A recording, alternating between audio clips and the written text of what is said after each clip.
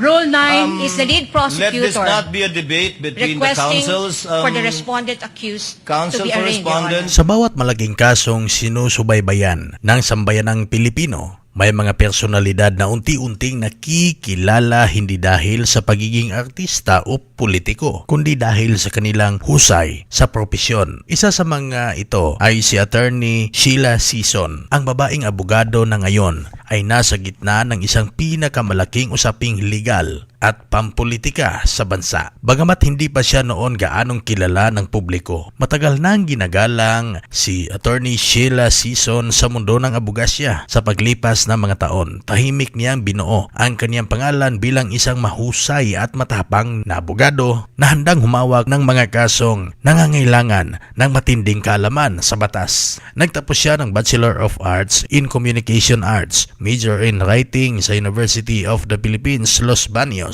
Mula sa pagsusulat at komunikasyon, pinili niyang tahakin ang mas mahirap na landas, ang pag-aaral ng batas. Ipinagpatuloy niya ang kanyang pag-aaral sa San Sebastian College of Law, Recoletos, kung saan nagtapos siya bilang isang full academic scholar. Hindi lamang iyon, kinilala rin siya bilang isa sa mga pinakamahusay na mag-aaral ng kanilang paaralan dahil sa kanyang natatanging akademikong pagganap. Noong 2014, opisyal siyang naging miyembro ng Philippine Bar matapos maipasa ang bar examinations. Mula noon, tuloy-tuloy ang kanyang pag-angat sa larangan ng legal profession. Naging bahagi siya ng Forton, Narvaza and Salazar Law Offices, isa sa mga kilalang law firms sa Pilipinas. Dito lalo pang nahasa ang kanyang kakayahan sa criminal litigation, civil litigation, labor law, family law, appellate practice, corporate law at mining law.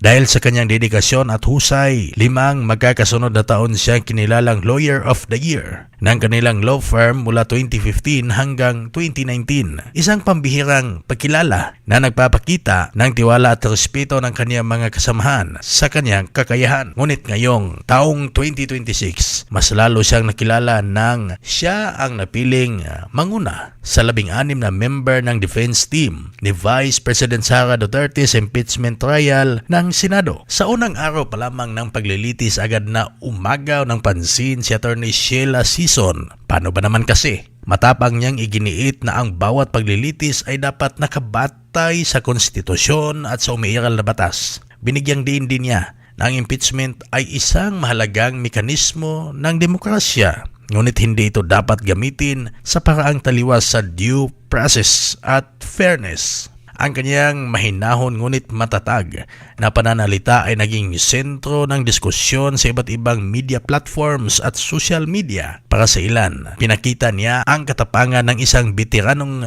litigator. Para naman sa iba, isa lamang itong simula ng isang mahaba at mahirap na laban sa loob ng impeachment court. Anuman ang kahihinatnan ng paglilitis, isang bagay ang malinaw. Si Attorney Sheila Sison ay isa ngayon sa mga pinakapinag-uusapang abogado sa bansa, mula sa pagiging tahimik na legal practitioner hanggang sa pagiging pangunahing mukha ng depensa sa isang makasaysayang impeachment trial. Ipinakita niya ang tagumpay ay hindi palaging sinusukat sa kasikatan, kundi sa mahabang paghahanda, dedikasyon at paninindigan sa propesyong pinili. Mga kaartikulo, habang nagpapatuloy ang paglilitis sa Senado, patuloy ring nakatutok ang buong bansa sa bawat argumento, bawat mosyon at bawat hakbang ng depensa na pinamumunuan ni Attorney Sheila Sison sa kasaysayan ng batas at politika sa Pilipinas. Ang kanyang pangalan ay isa na ngayong bahagi ng isang mahalagang kabanata, isang kabanatang patuloy pang isinusulat sa harap ng sambayanang Pilipino.